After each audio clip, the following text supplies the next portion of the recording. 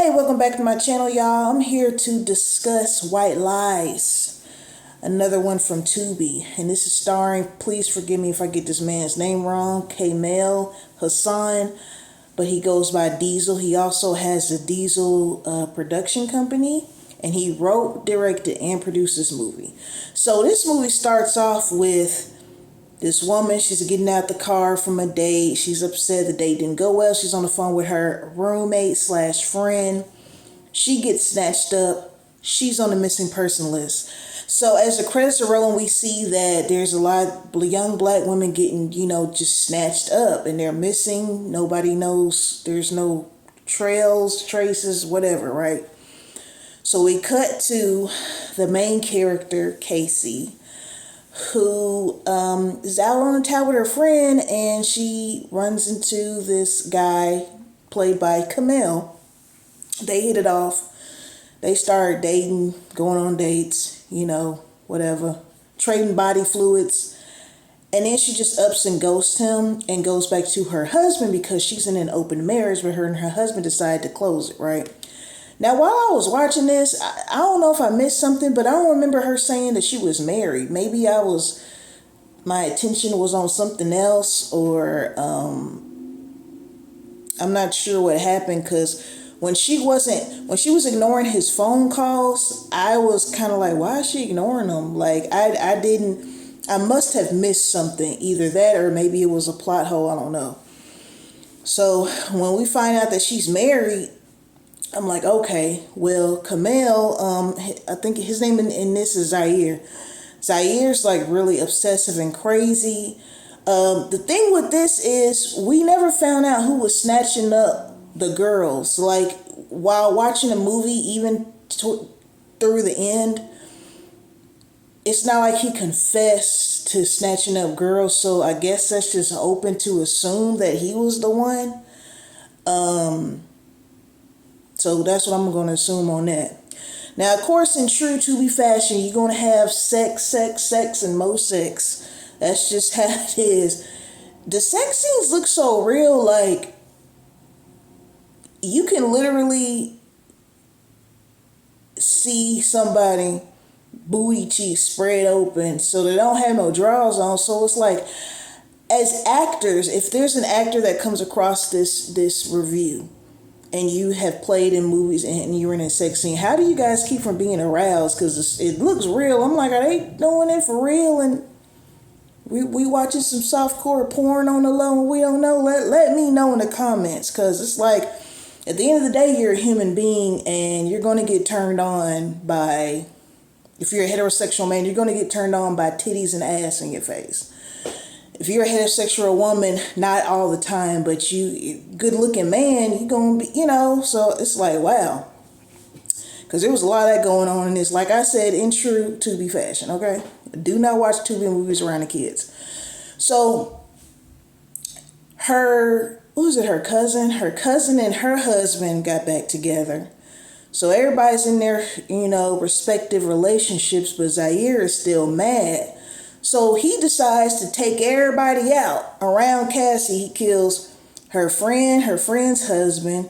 He shot her husband, but her husband ends up surviving. Now, there's another thing that I don't know if I missed it or not, but he ends up kidnapping Casey and holding her in like the dungeon basement. He got her chained to a air bed, and she tried to escape, but he ended up getting her again. And I was not wondering, but I was thinking if I would include a trigger warning on this, because there is rape in this movie. I classify that as rape. If someone jump on top of you and you don't want it, that's rape. So he rapes her like twice, I think, while she's down there in the basement. And like I said, I'm not sure if she dies or if he kills her, because we see her in the basement. Then the next scene, we see her husband. He's taped up, he's bandaged up from being shot. He got this gun in his hand, and he's talking to his friends, and his friends are like, what's up, what you want to do? They're trying to find this guy. Then the next scene after that, it was Zaire in a bar, and another woman comes up to him and, spits the same thing that the other girl was spitting, and then he looks at the camera and smiles. So it's like, okay, did he kill Casey? I'm going to assume he snatched up these other women and killed them.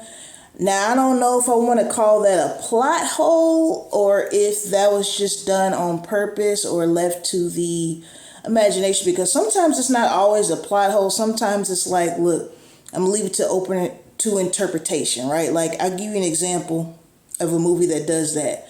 The movie called Doubt. One of my favorites. What's that lady's? Oh, I never forget. I never remember anybody's name when I'm doing this. But anyway, I know Meryl Streep is in it, and then that lady, she's black. She played in Fences with Denzel Washington. She played his wife, her. I can't believe I forgot her name. So embarrassed about that. But anyway, so in that movie, her son, they didn't know if he was being sexually abused because he was, he went to a Catholic school and the priest. So the way the movie ended, you didn't know if he was abused by him or not. So that wasn't a plot hole. That was just done on purpose. So with this movie, I'm not sure if they're just like leaving it to interpretation, like, well, he kidnapped Casey. He's real obsessive. He's stalkerish. He did it. Now, the reason why I felt like before I was finished the movie that it wasn't him snatching up the girls is because when he was out with Casey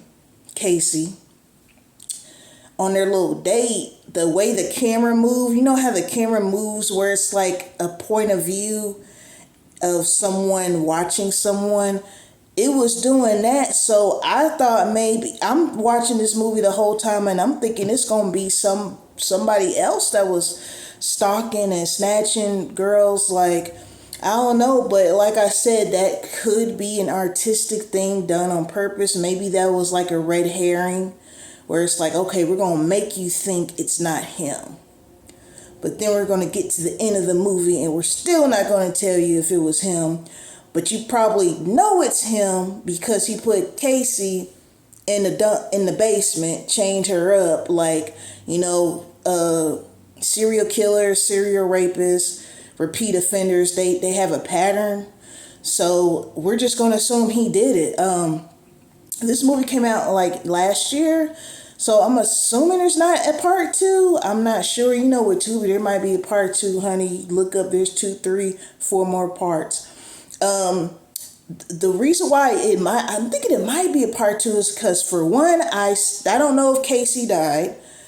Zaire's still alive, and her husband is looking for him. So I'm actually going to check out Tubi and type it in and see if there's a part 2. But that might just be it. But yeah, this was pretty good. Like I said,